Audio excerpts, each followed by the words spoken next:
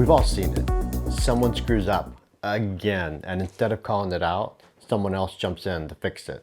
They mean well, but now we're protecting underperformers and calling the save teamwork. So let's stop pretending that this is help. It's cover fire for people who should have been exposed by now. And the longer we let it slide, the more toxic it gets. This episode, it's not just for leaders, it's for anyone doing extra work to protect someone who should already be held accountable. Welcome to the War Room, where we don't reward participation, we reward execution. I'm Rudy, and this is Season 1, Episode 2, The Helpful Leader Who's Blocking Ownership. Except, this isn't just a leadership problem, it's a team problem, it's a department problem, and it's the cultural pattern where being nice replaces being effective. This week's move? Stop jumping in. Stop cleaning up, start handing it back. Because if no one ever gets called out, everyone else ends up burnt out. Let's get into it. Let's start with the real problem. Helping isn't always helping. Sometimes it's interference dressed as support. It feels generous, it feels team-oriented, but really it's quiet sabotage. Think about it. How many times have you stepped in to help because you didn't trust the person to finish it right? And instead of holding the line, you just did it yourself. But what did that actually teach them? Here's what happened next. The team learns to hesitate because they know someone will step in. Ownership fades because no one feels real responsibility. You become the fallback, the fixer, the silent system propping everything up. And eventually, execution doesn't move unless you're there to push it or protect it. You didn't build a system, you became the system, and that's not scalable, it's survival. That's not leadership, that's operational codependency. And if that sounds familiar, well, here's your gut check. Are you building a system or becoming the system? So let's talk about how this mess even begins. Because no one wakes up thinking, you know what, I'm gonna sabotage execution today. It starts small. It starts with phrases like, let me know if you need anything. We're good, yeah? You've got this, right? Everyone nods, the meeting's over, and then nothing moves. Why?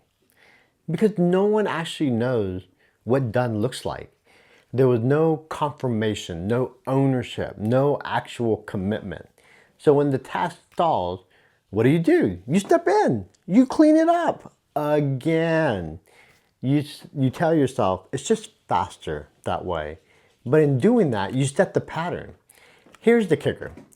Patterns don't self-correct. They repeat until someone breaks them. You think you're keeping things on track, but you're actually keeping the system fragile.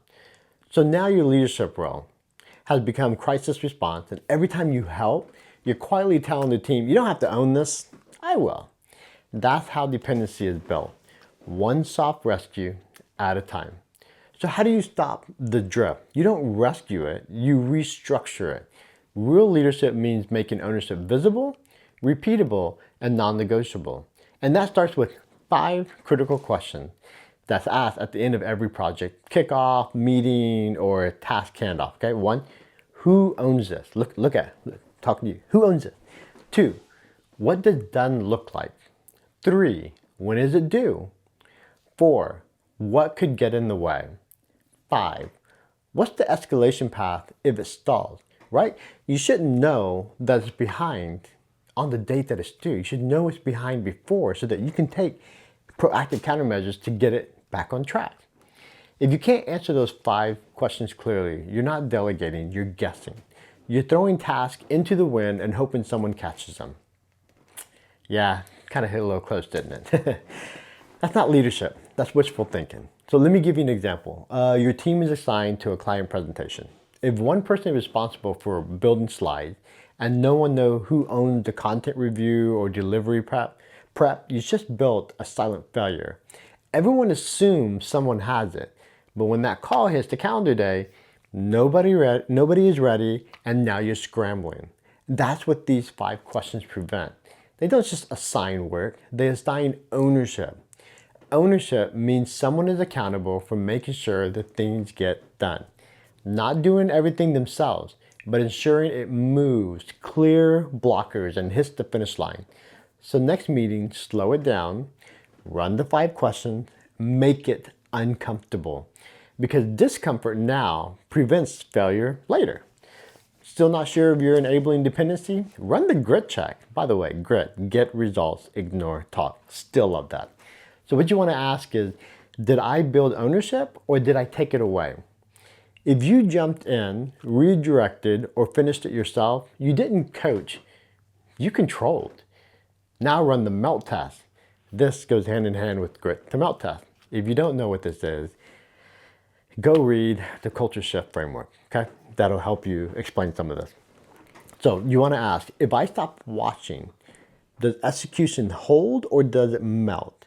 If it disappears when your eyes are off it, that's not execution, that's performance theater. You've built something that only runs when you're hovering. Does that sound familiar as well? And that's not a people problem. That's a system failure dressed up like support. Execution first leadership doesn't wait to be surprised. It validates live, whether leadership is holding or just hovering. So this week, after every intervention, run the grit and the melt check. Don't let another week go by mistaking supervision for execution. You want to surface where this is still hiding? Ask these 3 questions in your next one-on-one or your team check-in. 1, where are we helping instead of building? 2, who are we shielding from failure they actually need to experience? 3, if you couldn't jump in this week, what would collapse? These aren't performance reviews, they're clarity drills. They reveal where your team still depends on a safety net instead of a system. They expose where things are fragile under good intention. Because if execution only happens when you're in the room, then ownership was never there to begin with. It was never real. If something collapses without your help, it was never stable. It was borrowed time. So start asking, then start fixing. This week, win means one thing: step back.